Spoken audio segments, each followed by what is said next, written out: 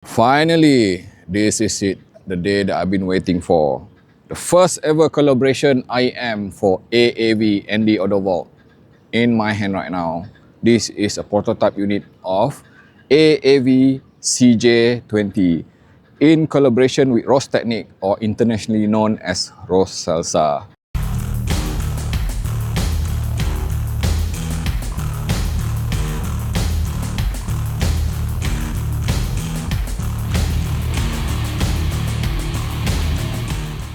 Up until this point of time, I have not been talking publicly about it.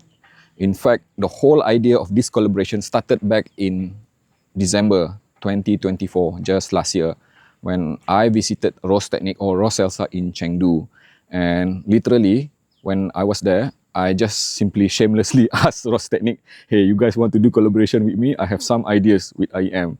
And I was so lucky that the boss of ROSESELSA immediately said, yes, let's do this. And I have opted not to go public on it because at that point of time, we were still in proposal stage.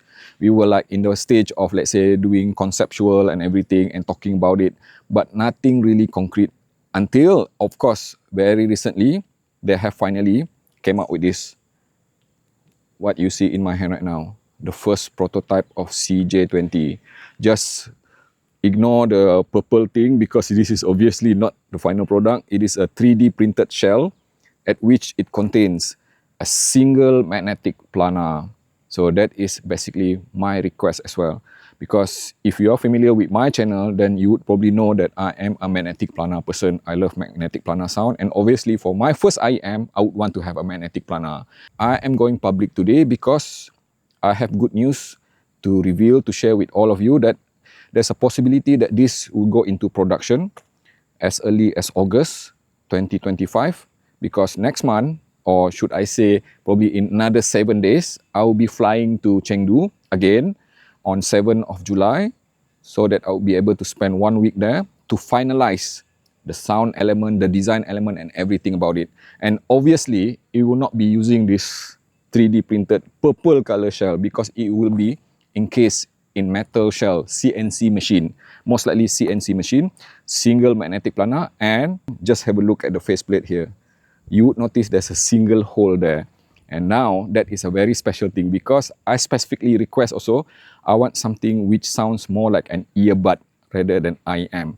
And I understand in the process of doing that, I would sacrifice certain element like isolation. But in exchange, what I'm gonna get is something which is a bit more open sounding, like earbud or even headphone, and a bit more airy. Because one of the reasons that I love magnetic planar, first and foremost, because I love the transient speed. It is the only driver which I would consider as almost as fast as true electrostatic driver. Fast with transient speed means that it resolves exceedingly well anything to do with macro and micro detail, and they are natively very good at separation and layering. But I think the biggest element is that they also sound more airy than anything else, even compared to dynamic driver or balanced amateur. And definitely it is airy, it is ethereal, and it is in fact very resolving with pace, rhythm and timing. Having said that, you'll be interested to know how about the tuning itself. What kind of sound am I aiming for? Let's just have a look at the graph here, okay? If you look at it, it is definitely a traditional V sound curve.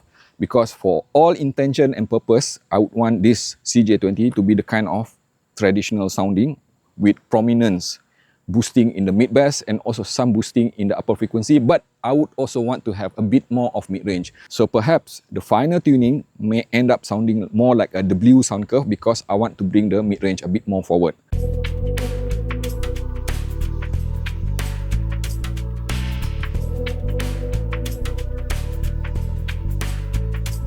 Just a little bit of trivia, some fun fact. So you might be wondering, what is CJ20? It is simply a call sign, a simple name for Chengdu J20. So does it ring a bell? Okay, let me just help you out here. You see, when I visited ROSESELSA or ROSESELSA in December 2024, which is in Chengdu by the way, while I was there, I was so very surprised, so very amazed to find out that Chengdu is also the home of the most advanced 5th generation air fighter made in Chengdu.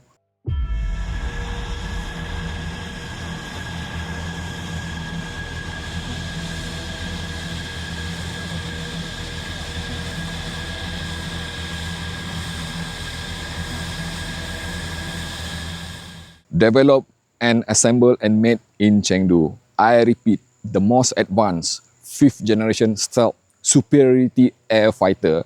I was like, wow, shit man, this is serious stuff.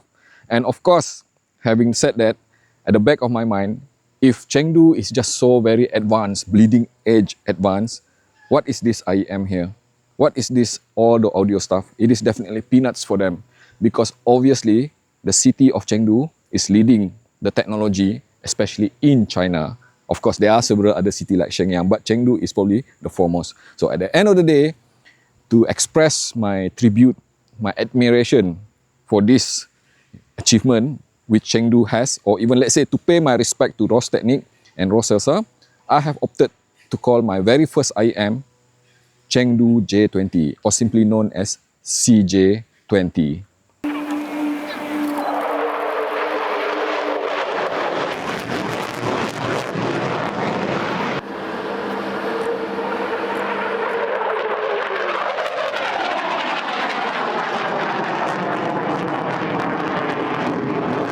Going back to the sound itself, in preparation for my travel on 7th of July, before I finalized the design and the sound itself, I actually have spent quite a bit of time. I have met some of my friends, people who are invested into in-ear monitors or IEMs, people who are experienced with multiple type of different IEMs, and I have let them try my CJ20, and this is the result of it.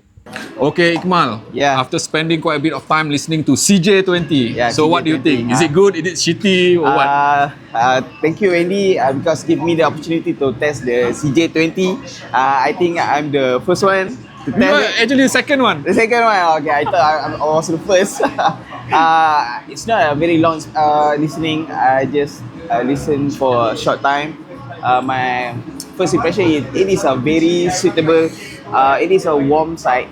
It is also warm side. V shape. Warm side because I think that to my ears, the treble extension, I take more treble extension. Or so meaning that you think the treble is a bit more prominent? Yeah, I take more extension because it is it's good for certain music, but I think to be universal, or to be for sorry, what to say? I mean, the treble need to be toned down a bit. No, I think it need to be more. Need to be more? Yes, because to my ears, I think the most song it lacking the treble extension, the airiness of the treble. Yeah, I needs to add more. Okay, so basically Ikmal is saying that after listening to what type of music do you listen to just now? I listen to James Brown. And some of heavy music.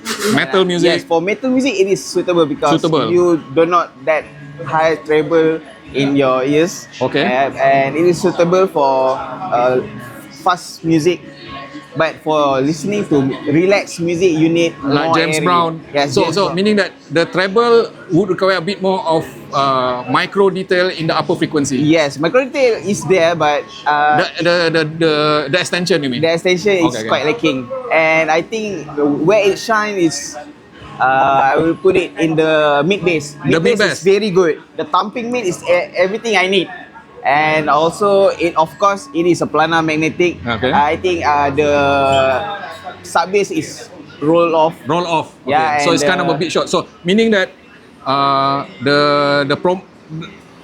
the lower frequency, the mid bass is more prominent than the sub bass. Yes. Okay. Of course. And for I listen to some of EDM stuff. EDM stuff is very good because you don't have that brightness and you can listen all day. Okay, good. It's good for EDM and heavy music, fast music. How about the soundstage? Do you feel it's... The soundstage is very not quite wide. Not quite wide. Okay, yeah, just fairly okay. Because of the treble. Okay, I understand. All right. What do you think so far? This single magnetic planar CJ20. Honestly, I think it's solid. It is solid. There is no There's no weaknesses, only difference in preference because I prefer more natural sweet tone from dynamic drivers. Okay. So basically, let me just try to recap that. From my understanding, you feel that it still have that kind of magnetic planar kind of timbre, meaning that Slight. not organic enough yet. Yeah, it's a bit slightly soulless, kurang emotion. Oh, okay. Okay, that's what I felt. Like I think I know what he's saying. It's the immersion factor is not hitting it quite right yet. everything else is good. Like if you're going to compartmentalize the technicalities one by one, right? It sounds good. But altogether in a whole, for my playlist, not really there yet. Not really there yet. I mean, it's for everything else, it's okay, but for my specific, it's not my thing lah. It's okay. But everything else I like about it. It's just that mix. Like That is exactly what I want to hear. Because why? At the end of the day, with everything so competitive nowadays, it's just, I need to push for that extra 5%. Probably But this is a preference thing. You can't really push that. Like for people that like this type of sound, that listen to your genre that you listen, they would probably like it. I actually quite agree with you. Because why? After listening for so many magnetic planar, I actually prefer magnetic planar or even dynamic driver, which sound a bit more organic rather than magnetic planar kind of sound. Because I want magnetic planar kind of speed and resolution, but I want dynamic driver kind of timbre. And I think you and me both agree on this. Thank you so much, bro. This is what I want to hear. Right. Darren, you might remember him from some of the video that we have done before. Yep. Okay, Darren, let's just go straight to the point. He have been spending like half an hour listening to this Yes. CJ20. So what do you think of it? Tell me, Darren. When I overheard that it's a planar, I couldn't believe it because it's quite analog sounding. So I do not know whether it's your DAC or it's a planar. Okay, to help you understand what he's trying to say, it was connected to an R2R, which is Hardfield R1, with this copper cable. Even though it's a magnetic planar, it doesn't sound like magnetic planar, is it? Yes. Okay, so is it a good thing or bad thing? Like I say, I'm an audiophile that I prefer the more mainstream sound. More mainstream I sound. listen to more mainstream music and other music, so I prefer more analog sounding. Analog sounding. So this one considered as analog sounding? Yes. Previously, the planar are mostly for critical listening. Critical listening. It's not so fun, but this one is quite fun. Oh, so it's fun, it's analog sounding. Yep. And how about, let's say, the treble? Is it like bright or not bright? Treble, I think it could be a bit bright for some other people, but for me, because I'm 50 years old, so for me it's just good. But some of the female vocal is quite bright.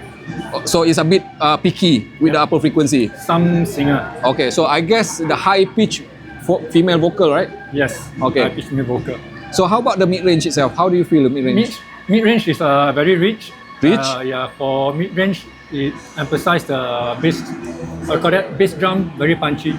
Oh, punchy. Okay, so meaning that the mid-range is strong and rich sounding. Yes. Okay, how about the lower frequency now, the bass? What do you think of it? I was listening to some of the EDM. It's quite, it give me goosebumps. The low frequency is quite rumbling. Oh, I didn't know that planar could do that as well. Okay, so basically the lower frequency behave like a dynamic driver kind of lower frequency. Correct. You mean the mid bass or the sub bass? The sub bass? The sub bass, which is good. So which means that I'm happy to hear that, man. Is that what you're aiming for? Yes, that's exactly what something which is fun, something which is like engaging, immersive. So last question, how about the soundstage? The soundstage, I would say average. Average, okay, not exactly wide, but Not exactly wide. does it give you the impression of open sound or how? It's not open sound. It's quite forward. Forward, frontal, you mean? But the separation is very good. Separation So it gives you the illusion of it's slightly wider. Okay, okay. So slightly more than average soundstage. Okay. That can be improved, definitely, because I want to improve on soundstage. Okay, Darren, thank you so much. All right. See you. Bye. Okay, Ben. So, CJ20 here. You have spent time listening to this for roughly like probably 1 hour now? No, not really 1 hour lah. Maybe 30 minutes. Plus. Okay, so some impression. All right. So, Overall, is it okay to say planar? yes? Okay. So overall for planar, I think the overall tuning is quite pleasant. Pleasant. Yeah, it's pleasant. That's the first thing. I think yeah, overall is the tuning is nice.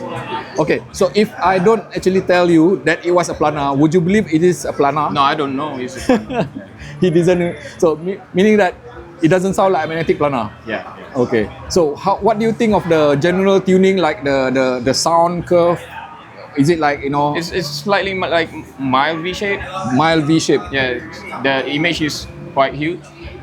That means the imaging, the size of the sound.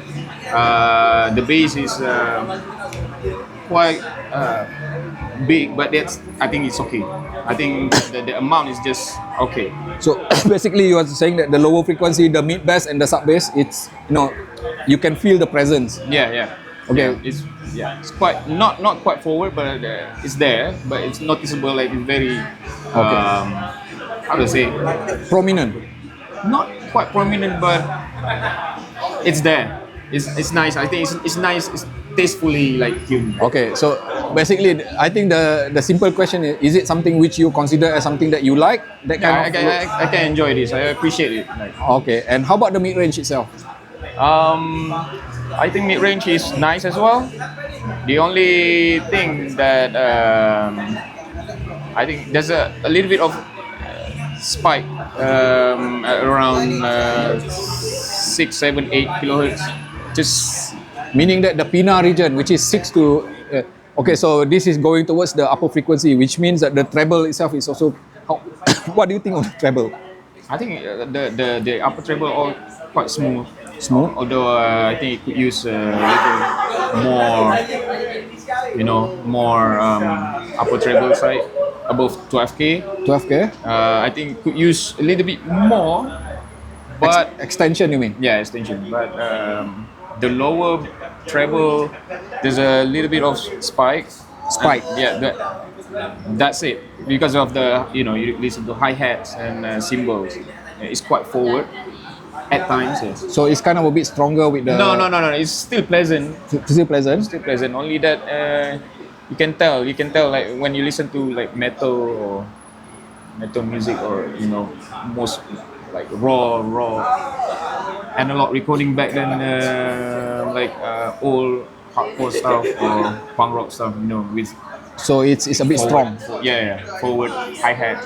So do you think if I tone down that a bit, it will be better? Yeah. I think just a little bit so you can hear the upper treble better and it's Okay. more balanced. Okay. Just if we can like tune down the around I think from 7 to 8K around that. 7 to 8K. Yeah, Okay. I think. All right. And I kind of agree with you. I would actually have some similar kind of finding. Okay. Last question. How about the soundstage and the imaging? Is it how do you feel about the soundstage? Overall resolution wise, I think it's quite good. It's quite good. Only that I could not pinpoint the instruments like really well, Okay. but I can hear things that I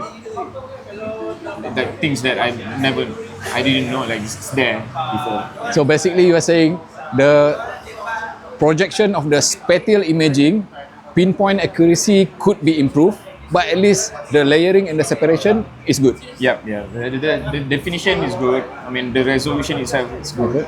But the pinpoint of that instrument is not could be improved. Yeah. Okay. Always that's the only point. I always can be improved. Of course. There you have it from Ben. So you have heard that. Basically, in general, I would say that the feedback has been positive, despite the fact that I did mention to them, they are free to say anything they want. If it sounds terrible, I want them to say it is terrible. Or is it, let's say, mediocre or anything that need to be improved, they can say anything they want. And from my understanding, at least I would say that 60 to 70% is already there with the tuning itself. I just need to iron out several elements, especially maybe I want a better, wider sounding soundstage or even a bit more of prominence with the upper mid-range or even a bit more of, let's say, smoothing in the upper frequency. But those are highly doable. once I am there in Chengdu. So I am just very excited for my trip to Chengdu on 7th of July, because my hope and my aspiration is to finalize this so that it will be available in the market by the end of July, hopefully, or even early August.